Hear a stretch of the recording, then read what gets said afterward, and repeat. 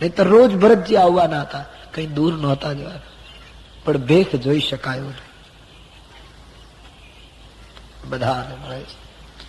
રામાયણજીમાં લખ્યું નથી, પણ વિચાર કરતા એમ લાગે છે કે આખી અયોધ્યામાં આજ વધારેમાં વધારે દયાજનક પાત્ર કોણ? શત્રુઘ્ન. રાજભવનનો એક થાંભલો પકડીને શત્રુઘ્ન રડે છે. કૌશલ્યાજી પૂછે, શત્રુઘ્ન? માનો એનું મૌન કૌશલ્યાને કહે છે, માં, મારા પિતા સ્વર્ગમાં, બે ભાઈઓ વનમાં, ભરતજી ભેખ પહેરીને નંદીગ્રામ જાય, હવે હું ક્યાં જાઉં? હું શું કરું? એક એક પાત્ર અદભુત કુરબાની આપે છે. રામ કથા એ ત્યાગ અને સમર્પણની કથા છે. અંતિમ સમર્પણ છે. ભરતજીની સેવા મળતી રહે એટલો ભાવ છે શત્રુઘ્નનો.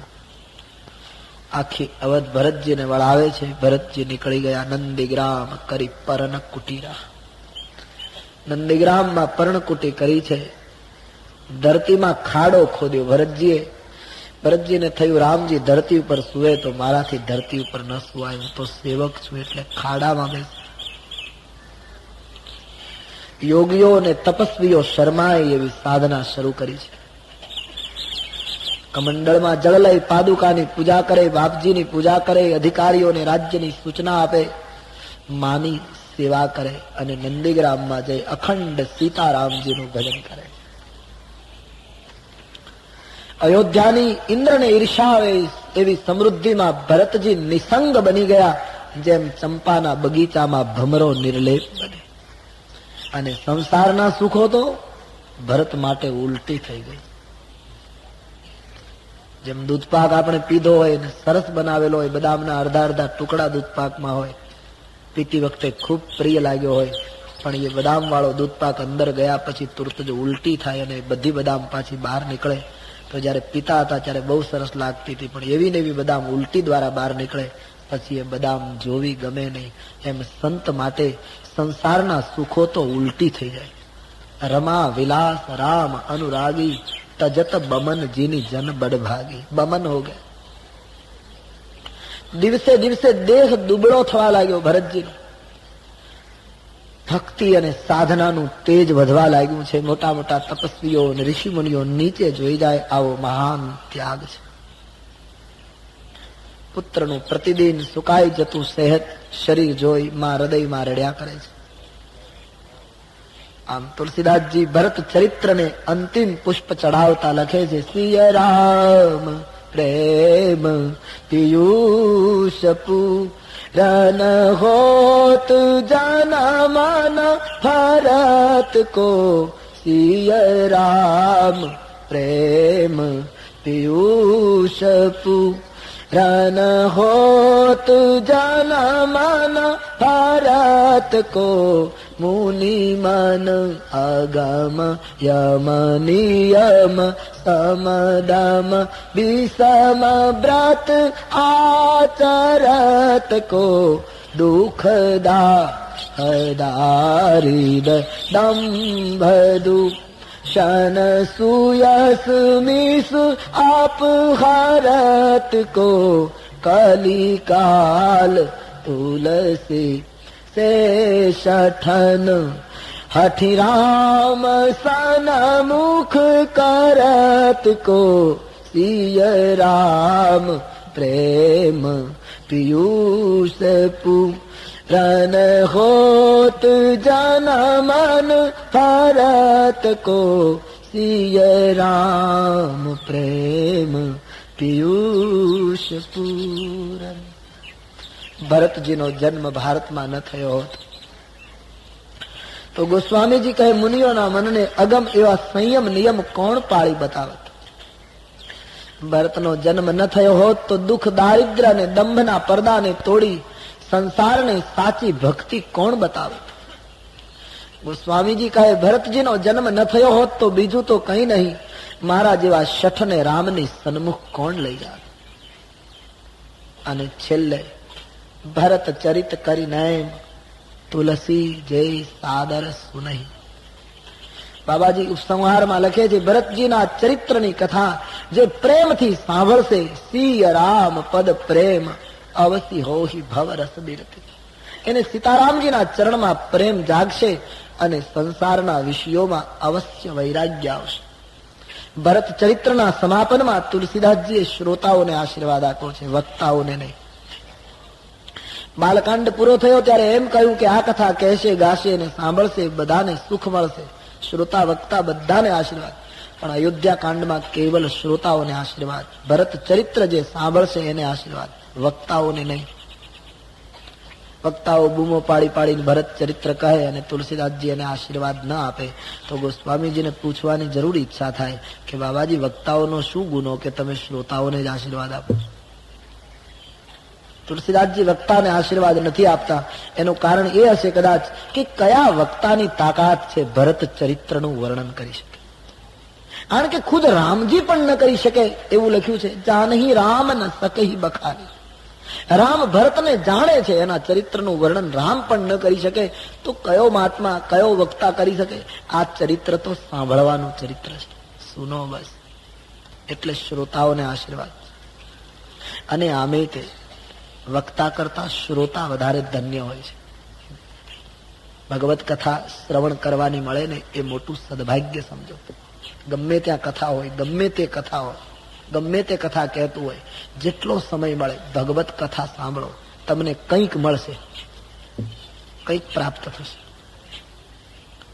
ઈશ્વરની કથા એક કલિયુગમાં અતિ આવશ્યક સાધન છે. જે પ્રેમથી સાંભળે છે એ ધન્ય ભાગ છે. વક્તા કરતા શ્રોતાને જ વધારે ફાયદો છે. આશીર્વાદ શ્રોતાને મળે છે અને આમ બધી રીતે વક્તા કરતા શ્રોતાને ફાયદો, બધી રીતે. વક્તાને ઉતાવળમાં પ્રસંગો પૂરા કરવાના હોય તો બોલવામાં ક્યાંક શબ્દ ફેર થાય, ક્યાંક ખોટો શબ્દ વપરાય તો ખોટું બોલાય તો શ્રોતાઓને ખબર પડી કે અહીંયા ભૂલ પડી. પણ શ્રોતાઓ ખોટું સાંભળે છે કે સાચું એની કોઈને ખબર જ પડે. તમારી ભૂલ ન પકડાય એ તમારા પક્ષે ફાયદો. બીજું, વક્તાને એક પેલામાં 3 કલાક સતત બોલવાનું એટલે એને ફરજિયાત બોલવાનું, જરાય આડાવડું થવાય નહીં. અને શ્રોતાને અનુકૂળ ન પડે તો ઉભો થઈને જતોય રહે, એ પણ તમારા પક્ષે ફાયદો છે. તમે આરામ કરી શકો, ચક્કર મારી શકો. ત્રીજું, વક્તાને સતત 6 કલાક બોલવાનું એટલે એનો અવાજ બેસે. અને અતિ સતત બોલવા શારીરિક ઘસારો તો ખરો ને, અવાજ બેસી જાય. તમારે એ પણ ફાયદો, તમારો અવાજ ન બેસે. કારણ કે તમે ધૂન ગાઓ છો ત્યારે બહુ ધીરેથી ગાઓ છો. શરીરને જરાય તકલીફ ન થવી જોઈએ, શરીરને કંઈ થવું ન જોઈએ, એ પણ ફાયદો. અને વધારે સારો ફાયદો તો એ કે વક્તાને 3 કલાક સતત બોલવાનું એટલે એને ફરજિયાત જાગવું પડે. અને તમને સારો જો ટેકો મળી ગયો હોય ને તમે 1-8 કલાક ખેંચી લો તોય ચાલે. બાજુવાળાને એમ થાય તમે આંખો મીચીને સાંભળો છો, તમે 1-8 કલાક ઊંઘ લઈ લો તોય ચાલે. અને હું તો વિનોદ કરવા માટે નહીં, ગંભીરતાથી કહું છું કે રામ કથામાં તમને ઊંઘ આવે ને તો પણ કથામાં આવો, ભલે અહીંયા આવીને સુઈ જાઓ. તમે ગોળીઓ લઈ લઈને થાકી જાઓ છતાં ઘરે સુઈ શકતા નથી, એને બદલે તુલસીની ચોપાઈ તમને સુવડાવી દે તોય સફળતા છે. સંસારની વ્યથામાં સુવા કરતા રામ કથામાં સુવું વધારે સારું. આજ નહીં તો કાલ તુલસીની ચોપાઈઓ તમને જગાડશે. બાકી ઘરે સૂતા રહેશો તો કોણ જગાડશે? ઘરે તો ઉલટાના એમ કહે છે ભલે સૂતા. ભગવત કથામાં સુવો, જાગવા સંભવ છે. તો રામ કથા સાંભળે એને ખરેખર ધન્યવાદ. પણ તુલસીદાસજી એક શરત જરૂર લખી, કેવલ સાંભળવું નહીં, સાદર સુનહી. આ કથાને જે સાદર સાંભળશે, ખાલી ના કથામાં બહુ મજા આવે છે જઈએ છીએ એમ નહીં, ઉડાડી નહીં મૂકો કથાને. એટલે ઘણા લોકો કથામાં હા જઈએ છીએ, આમંત્રણ છે એટલે જવું પડે સારું લગાડવા, આવી અડધી પ્રમાણિકતા ન ચાલે ઈશ્વરના માર્ગમાં. યા તો ઈમાનદારી से પૂરે લગ જાઓ. અડધી પ્રમાણિકતા ઈશ્વરના માર્ગમાં. ઘણા માણસો નહીં, તમે કોઈ સારી પ્રવૃત્તિ કરો ને પછી કહો કે આ પ્રવૃત્તિ કેમ લાગે, ના બહુ સરસ છે પણ અમને તો સમય ન મળે, આ અડધી પ્રમાણિકતા. એમ ઘણા લોકો કથા માટે હા કથા છે જવું જોઈએ સારું લગાડો. શું સારું લગાડવાનું કઈ જરૂર પણ નથી, એ તો રામ દરબાર હે, આયે સો આયે. કથા આદર્શ નહીં, કથા મનોરંજન નથી, કથા તો ભીતરનું સ્નાન છે. બહિર સ્નાન તો બહુ કરીએ છીએ, ભીતર સ્નાન કરવું હોય તો રામ કથા સાંભળો. રામાયણની ચોપાઈ તમારા સત્યને ખોલશે. અહીંથી જે કંઈ કહેવાય છે ને એ તુલસીનું છે, એ અમારું નથી. તમે જે સાંભળો છો એ બધી તુલસીની વાતો છે. ગોસ્વામીજીએ જે લખ્યું છે એ રજૂ થઈ રહ્યું છે એક માધ્યમ બનીને, પણ એ સાંભળ્યા પછી એને તમે જે રીતે સમજીને જીવનમાં મૂકો એ તમારું છે. તુલસી કા અધિકાર હે ને તો અમારા અધિકાર હે. એ તમારા અંદર પડેલું ખુલી ગયું છે, એનો અર્થ એમ થાય. જે સાંભળો છો એ ગોસ્વામીજીનું છે, પણ સાંભળ્યા પછી જે તમે પકડી લો છો એ તમારું છે. ક્યોંકि तुम्हारे भीतर जो पड़ा हुआ था वो खुल गया. गोस्वामी जी की चौपाई उसको खोलती है. એટલે કથામાં ખાલી મજા આવે છે એટલું નહીં, કથા કો ગંભીરતા સે સુનો.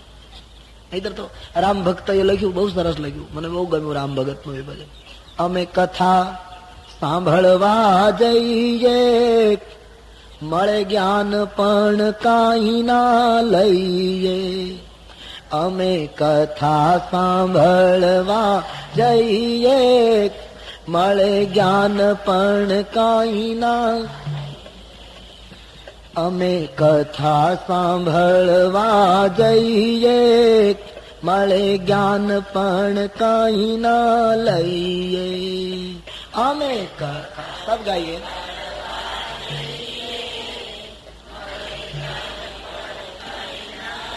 કારણ કે સાચું ગાવામાં શું તકલીફ, જે હોય એ ગાવામાં શું મુશ્કેલી. અમે કથા સાંભળવા જઈએ, મળે જ્ઞાન પણ કાંઈ ના લઈએ. અમે કથા સાંભળવા જઈએ, મળે જ્ઞાન પણ. બહુ સરસ રામ ભક્તે લખ્યું. સમય કાઢવાને કાજ, સમય કાઢવાને કાજ, સમય કોઈ ગોતીએ મહારાજ,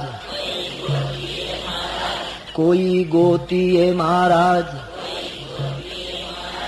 પછી એવા ને એવા રહીએ, મળે જ્ઞાન પણ કાંઈ ના લઈએ.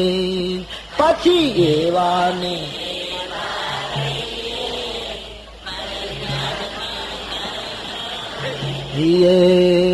અમે કથા સાંભળવા જઈએ, મળે જ્ઞાન પણ કાંઈ ના લઈએ. અમે કથા સાંભળવા જઈએ. કથા એ મનોરંજન નથી. હા, તુલસીદાસજીએ લખ્યું છે એટલે મન સુધી પણ કથા જરૂર પહોંચાડવાની, પણ કથા તો છેક આત્માને અડે. કારણ કે તુલસીદાસજીએ બંને લખ્યું છે, બુદ્ધ વિશ્રામ सकल जनरंजनी. એ કથા તો દોનો કો સ્પર્શ કરતી. તો આ કથાને જે સાદર સાંભળશે એને સીતારામજીના ચરણમાં અનુરાગ ઉત્પન્ન થશે, અને અનુરાગ પેદા થશે તો સંસારના વિષયોમાં વિરાગ એની વેળાએ ઉત્પન્ન થશે. આટલો આશીર્વાદ આપી. વૈરાગ્ય આવે પછી અનુરાગ થાય એમ નહીં, અનુરાગ ઉત્પન્ન થાય તો વૈરાગ્ય એની વેળાએ આવે.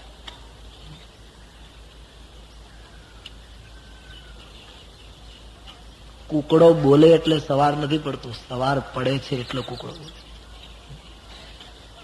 કુકડો બોલ્યો એટલે સવાર થયું એ તો આપણી માન્યતા.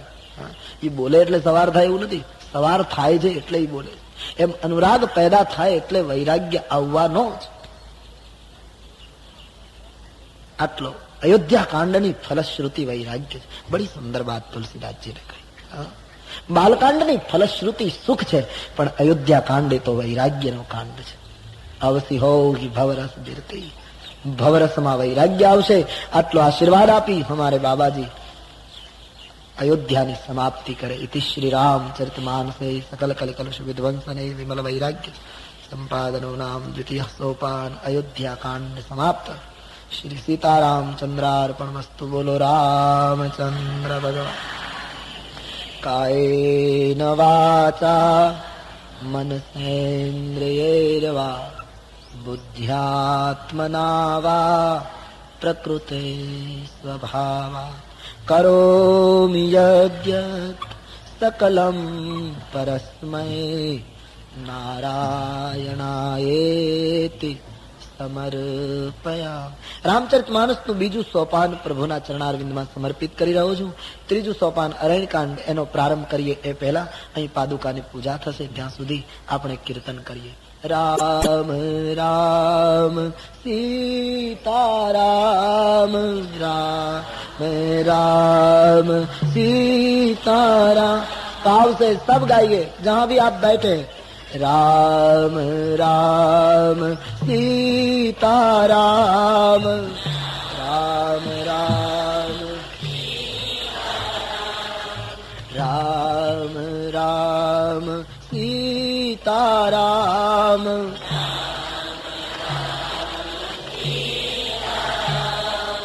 राम राम सीताराम, राम राम राम सीताराम, राम राम राम सीताराम,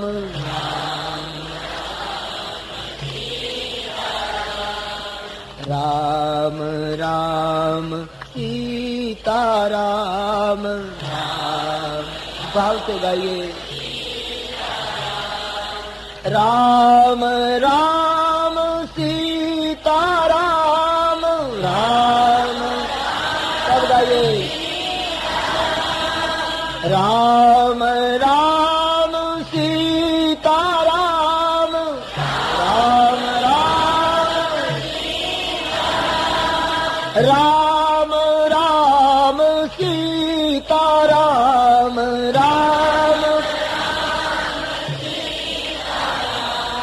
राम राम राम सीताराम,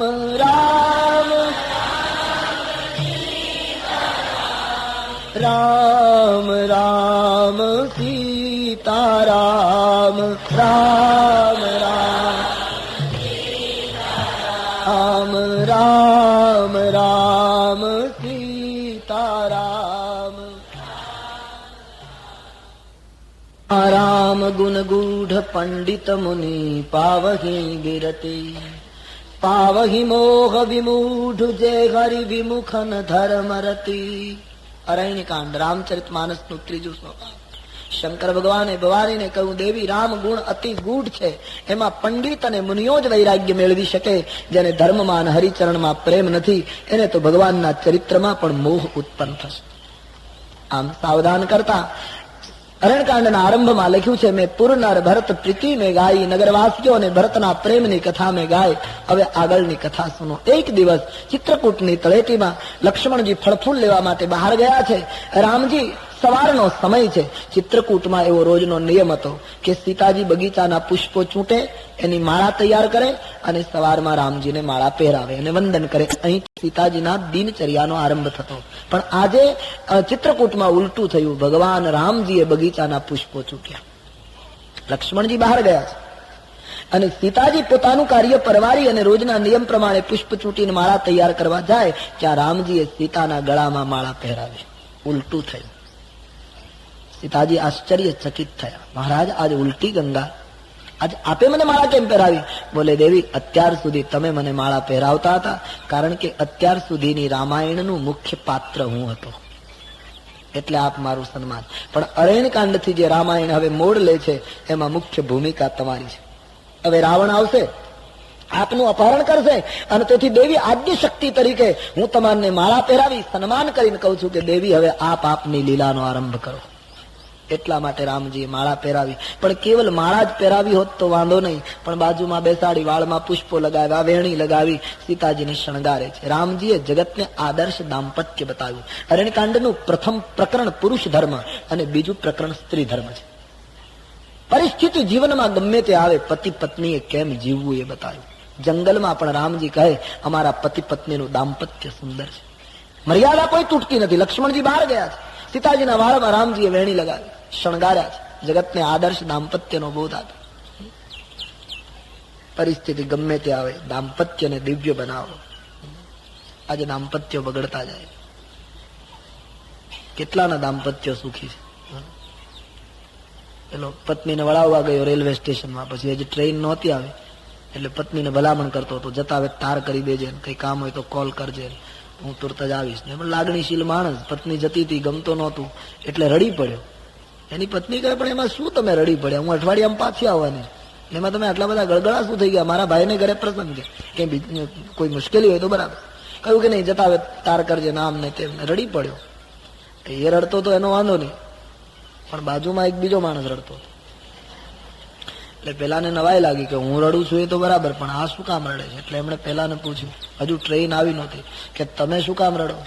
એટલે પેલાએ કીધું પેલા તમે બતાવો, તમે શું કામ રડો? એટલે પેલા ભાઈ કહ્યું મારા પત્ની જે ટ્રેન આવવાની એમાં બહારગામ જાય છે એટલે હું રડું છું. પેલાએ કહ્યું હું એટલા માટે રડું છું કે એ ટ્રેનમાં મારા પત્ની ઉતરવાના છે, મારે અત્યાર સુધી નિરાંત હતી, હવે મારે રડવાનું શરૂ થયું છે. આવા કંગાળ અને દુર્ગંધયુક્ત દાંપત્યની સામે લાલ બત્તી છે કે અમે જંગલમાં નિવાસ કરીએ છતાં અમારું દાંપત્ય મધુર છે. મર્યાદા ન તૂટવી જોઈએ. એક વસ્તુ રામાયણના આધારે લાગે છે, પતિ પત્ની જો આટલું કરે તો બધાના દાંપત્ય હરાભરા રહે. પત્ની પતિને આદર આપે. પુરુષ જરા ઘમંડી હોય છે, સ્વમાનનો ભૂખ્યો. પત્ની એને આદર આપે, એનું સ્વમાન ભંગ થાય એવું ન કરે. એ કઈ કહે તો પેલા કબૂલ કરી લો, ભલે તમે કહ્યું બરાબર, પછી 10 મિનિટ પછી તમે વાળી લો. પત્ની પતિને આદર આપે અને પતિ પત્નીને પ્રેમ આપે તો જગતમાં કોઈના દાંપત્ય બગડે. પણ બીજું બધું થાય છે, આટલું નથી થતું. માણસ ફરે છે, ઘૂમે છે, વૈભવો ભોગવે છે, સુખ સાહિબીમાં રહે છે, પણ આટલું નથી. રામે જગતને બતાવ્યું અમે કુટિયામાં રહીએ, અમારું દાંપત્ય સુંદર છે. મર્યાદા ન તૂટવી જોઈએ. પાછું એ ધ્યાન, લક્ષ્મણજી બહાર ગયા છે, એકાંત છે, રામ પતિ છે, સીતા પત્ની છે, વાળમાં વેણી લગાવી. પણ બન્યું એવું, રામજી વેણી લગાવતા હતા એ વખતે ઇન્દ્રનો પુત્ર ચિત્રકૂટમાં ફરવા નીકળ્યો અને એમણે આ દ્રશ્ય જોયું. ઇન્દ્રપુત્રને શંકા પડી કે રામ બ્રહ્મ નથી. બ્રહ્મ કઈ આવો હોય, પત્નીના વાળમાં વેણી લગાવે? હવે એમાં રામે ખોટું શું કર્યું? સીતા એના પત્ની છે ને એને વેણી લગાવી, એમાં ઇન્દ્રના દીકરાને જીવ બાળવાની શું જરૂર? પણ ઇન્દ્રપુત્રને થયું રામ બ્રહ્મ નથી, મારે કસોટી કરવી જોઈએ. કાગડાનું રૂપ લઈને ઇન્દ્રપુત્ર આવ્યો કે એક બાર સુની કુસુમ સુહાય, નિજ કર ભૂષણ રામ બનાય. રામજીએ ભૂષણ બનાવી સીતાજીને શણગાર્યા છે. ઇન્દ્રનો પુત્ર આવ્યો છે કસોટી કરવા માટે, આ બ્રહ્મ છે કે મનુષ્ય? અને તેથી ઇન્દ્રના પુત્રએ કાગડાનું રૂપ લીધું. તુલસીદાસજીને કોઈએ પૂછ્યું કે તમે ઇન્દ્રના પુત્રને આટલા મોટા માણસના દીકરાને કાગડો કેમ બનાવ્યો? બહુ સરસ જવાબ આપ્યો તુલસીએ કે બીજાના સુખી દાંપત્ય જીવનમાં કારણ વગર ચંચુપાત કરવા જાય એ કાગડો જ બને, એ કદી હંસ ના બની શકે. અને તેથી કાગડાનું રૂપ લઈ ઇન્દ્રનો પુત્ર આવ્યો છે કે સીતાચરણ ચોચ હતી ભાગા અનમૂઢ મંદ મતિ કારણ કાગ. એકદમ સીતાજીને ચાંચ મારીને ભાગ્યો. વાલ્મીકીજી અને અન્ય ગ્રંથોમાં એવું પ્રમાણ છે કે સીતાજીની છાતીમાં ચાંચ મારી ગયો છે, વક્ષસ્થળમાં ચાંચ મારી. તુલસીદાસજી શરણાગતિના સિદ્ધાંતમાં એને ગમ્યું નહીં. તાકાત નથી ઇન્દ્રના દીકરાને મારી માતાના વક્ષસ્થળ પર ચાંચ મારી શકે. પણ હવે બીજી જગ્યાએ ચાંચ મારી એમ કહે શરીરના બીજા કોઈ અંગ ઉપર, તો મહાત્માઓથી અસંમતિ દર્શાવી કહેવાય, મતભેદ કહેવાય. ત્યારે રામાયણ તો નાના પુરાણ નિગમાગમ સંમતમ યદ. તો મહાત્માઓ બહુ સરસ ખુલાસો કર્યો કે તુલસીદાસજીએ એમ કહ્યું, કાગડાના માટે એમ કહેવાય છે કે કોઈ વસ્તુ ખાય ત્યારે ખાલી ચાંચ જ મારે, પણ ગુસ્સે થઈને કોઈને પ્રહાર કરે ત્યારે ચાંચ અને પગ બંને મારે, એમ કાગડા માટે કહેવાય છે. તો આ કાગડોનું રૂપ લઈને ઇન્દ્રનો પુત્ર સીતાજીને ચરણ ચોંચ હતી ભાગા, ચરણ અને ચાંચ બંને મારીને ગયો. કઈ જગ્યાએ માર્યું એ તુલસીદાસજી મર્યાદાના પડદાની અંદર રાખ્યું, જેથી કરીને વાલ્મીકીથી મતભેદ પણ ન થાય અને તુલસીદાસજીને વક્ષસ્થળ કહેવું નથી એટલે એ વાત છુપી પણ રહે. એટલે ચરણ અને ચાંચ બંને મારીને ગયો. સ્થાન નિજ નિજ રુચિ પ્રમાણે લોકો નક્કી કરે. લોહીની ધારા નીકળી. રામજીએ જોયું કે ઇન્દ્રપુત્રને દુર્બુદ્ધિ સુધી ભગવાન એકદમ ધનુષ્ય પર સિંહ ધનુષ્ય સહાયક સંધાના પરમાત્માએ બાણ ચડાવ્યું અને પ્રેરિત મંત્ર બ્રહ્મ શર ધાવા. ચાંચ મારીને જ્યાં ભાગ્યો છે ઇન્દ્રનો પુત્ર, ભગવાને બાણ છોડી દીધું પાછું. જ્યાં બાણ જોયું, કાળનું બાણ જોતા ઇન્દ્રના પુત્રને ખાતરી થઈ ગઈ કે રામ બ્રહ્મ છે. પણ નથી લાગતું આ ખાતરી ઘણી મોડી કહેવાય? કાળનું બાણ છૂટે પછી તો જગતમાં ભલભલાને ખાતરી થાય છે કે ઈશ્વર જેવું કંઈક છે, પણ ત્યારે તો ચીડિયા ચૂક ગઈ ખેત, બાદ મેં તો બાત ખતમ. ઇન્દ્રની પાસે ગયો, પિતાજી બચાવો, આ મને બાણ મારી નાખશે. ઇન્દ્રએ ધક્કો માર્યો કે હું તને રાખું તો આ બાણ મારું ઇન્દ્રાસન સળગાવી દે, તારા કરતા મારે ગાદીનું રક્ષણ વધારે પેલું છે. ઇન્દ્રએ ધક્કો માર્યો, બ્રહ્મલોકમાં ગયા. જ્યાં જ્યાં ગયો રાખી કો સકહી રામ કર દ્રોહી, રામના દ્રોહીને કોઈ આશ્રય આપતું નથી.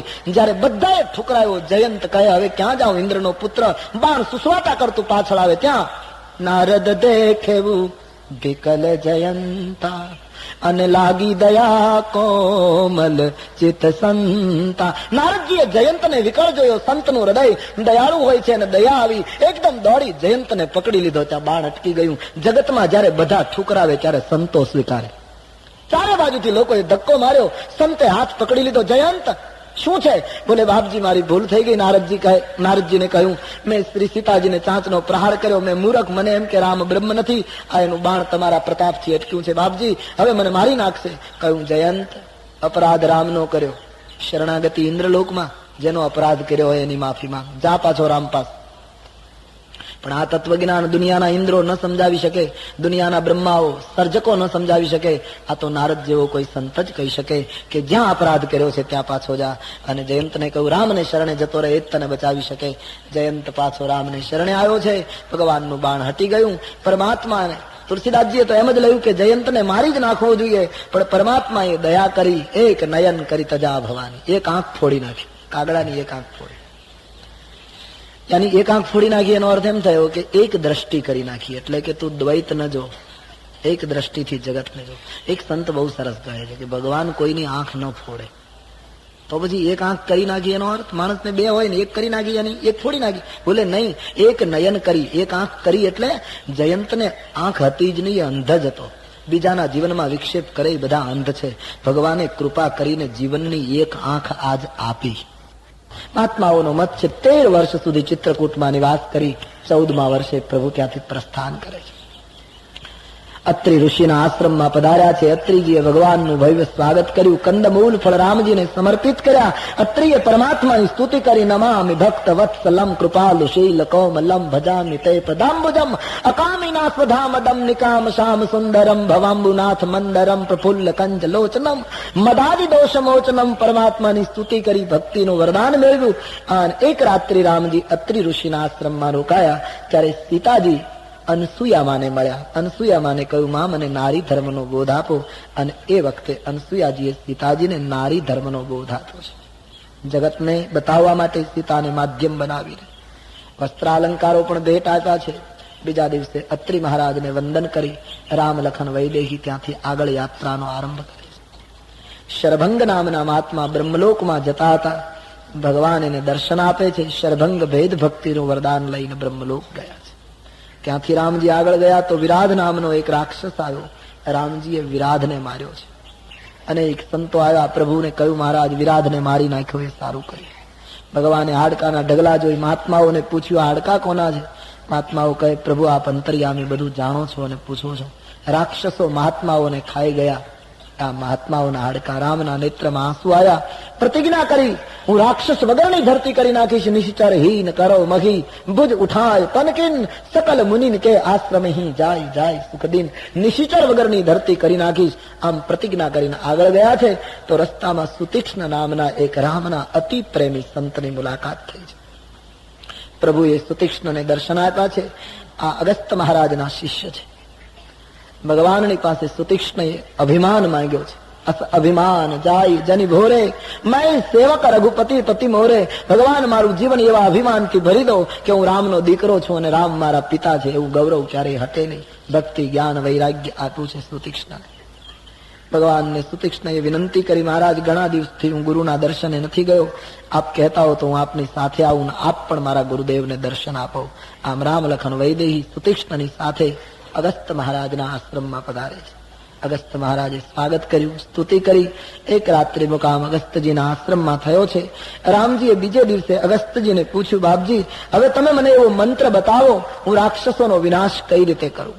અગસ્ત્યજી હસી પડ્યા કે આંખના ઈશારામાં કાળ મૃત્યુ પામે એને કઈ મારે મંત્ર શીખવવા પડે.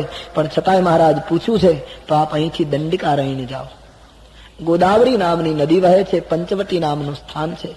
મહાત્માઓના શાપને લીધે આખું વન દંડક બની ગયું છે. વસંત ઋતુ આવતી નથી. આપના પુનીત પગલાથી શાપ હરાશે, દંડિકારણ્યને દિવ્યતા મળશે અને ત્યાંથી રાક્ષસ વિનાશની યુક્તિ ઘણી સરળ રહેશે. મહાત્મા અગસ્ત્યજીને વંદન કરી રામ લખન વૈદેહી આગળ વધ્યા. રસ્તામાં ગીધરાજ જટાયુ મળે છે. ગીધરાજ સે ભેટ ભઈ બહુ વિધિ પ્રીતિ દઢાય. ગીધરાજ જટાયુની સાથે રામજીએ દોસ્તી કરી અને ગોદાવરી નિકટ પ્રભુ રહે પરન ગ્રહ છાય. ગોદાવરીને કિનારે પંચવટી નામના સ્થાનમાં રામજી આવ્યા. બે કુટિયા તૈયાર થઈ, એક સીતારામજી માટે, એક લક્ષ્મણજી માટે. રામ લક્ષ્મણ વૈદેહીનું આગમન પંચવટીમાં થયું તો શાપ કુંઠિત થયો અને પાનખર ઋતુ રહેતી હતી ત્યાં વસંત પ્રગટી. રામ લક્ષ્મણ જાનકી ન આવ્યા ત્યાં સુધી પંચવટી પાનખરમાં હતી. રામ આવ્યા પછી વસંત આવી. પંચ તત્વનું બનેલું માનવ શરીર પંચવટી છે. આ જીવનની પંચવટીમાં ત્યાં સુધી પાનખર રહેશે જ્યાં સુધી રામ લખન ને વૈદેહી નહીં આવે. રામ લક્ષ્મણ વૈદેહી આવ્યા પછી જીવન સુગંધી બનશે, વસંત વ્યાપશે. રામ એટલે જ્ઞાન, લક્ષ્મણ એટલે વૈરાગ્ય અને સીતા એટલે ભક્તિ. જેના જીવનની પંચવટીમાં જ્ઞાન, ભક્તિ અને વૈરાગ્ય આવે એના જીવનની પંચવટીમાં વસંત આવે, બહાર આવે. રામજી પંચવટીમાં મુકામ કરે છે. આગળનું નિવેદન 3 વાગે પ્યાર સે બોલીએ. બોલો રામચંદ્ર ભગવાન કી જય. શ્રી બાલકૃષ્ણ લાલ કી જય.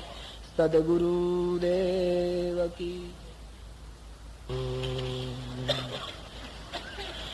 રાજીવ નયન ધરે ધનુષાયક ભગત વિપતિ ભંજન સુખદાયક. મંગલ ભવન અમંગલ હારી દ્રવંસો દશરથ અજીર બિહારી. जनक सुता जग जननी जानकी अतिशय प्रिय करुणा निधान की. ताके जुगपद कमल मनाव चासु कृपा निर्मल मति पाव. महावीर बीनवं हनुमाना राम जासु जस आप बखाना. प्रणव पवन कुमार खलबन पावक ज्ञान घन जासु हृदय आगार बसहि राम शरचाप धर. कुंद इंदु समदेह कुमारमण करुणा अयन. जाहि दीन परने करहु कृपा मर्दन मयन.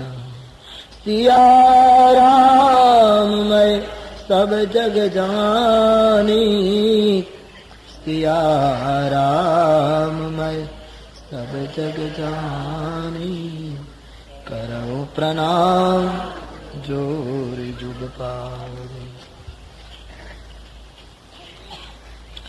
ભગવાન રામ ચિત્રકૂટથી નીકળીને પંચવટીમાં મુકામ કરે છે તે આપણે જોઈ ગયા.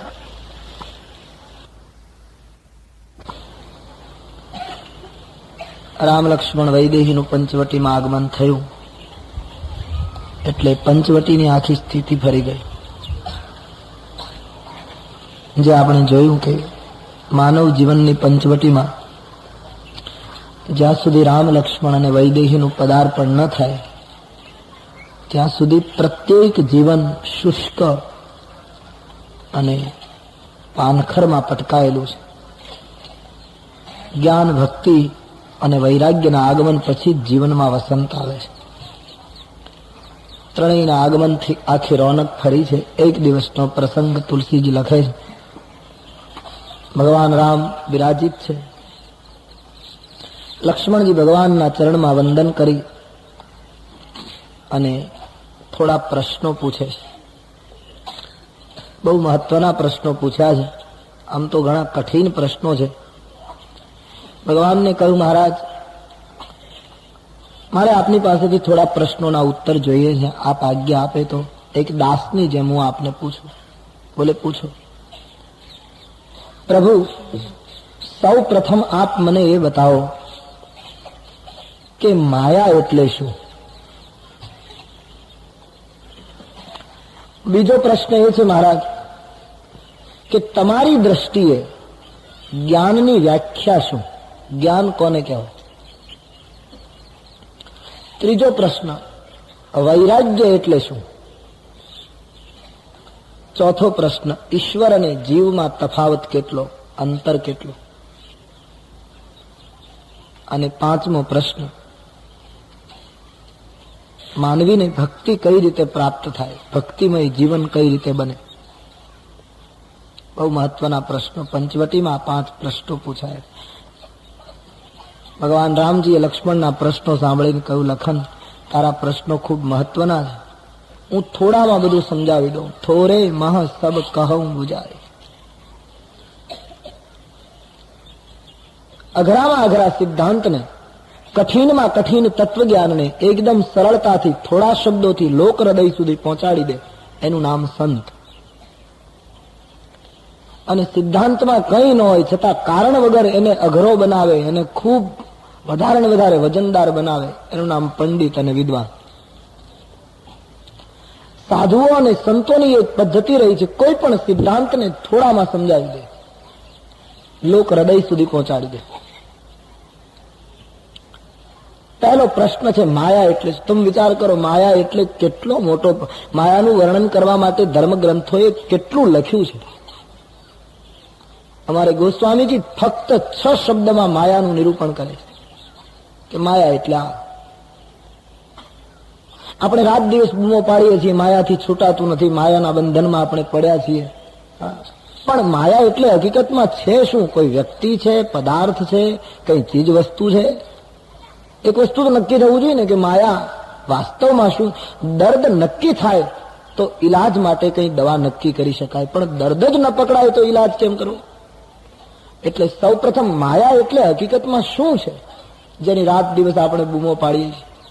ભગવાન શ્રી કૃષ્ણ જે માયા માટે એમ કહે, દેવી યેશામ ગુણમયી મમ માયા દુરત્યયા,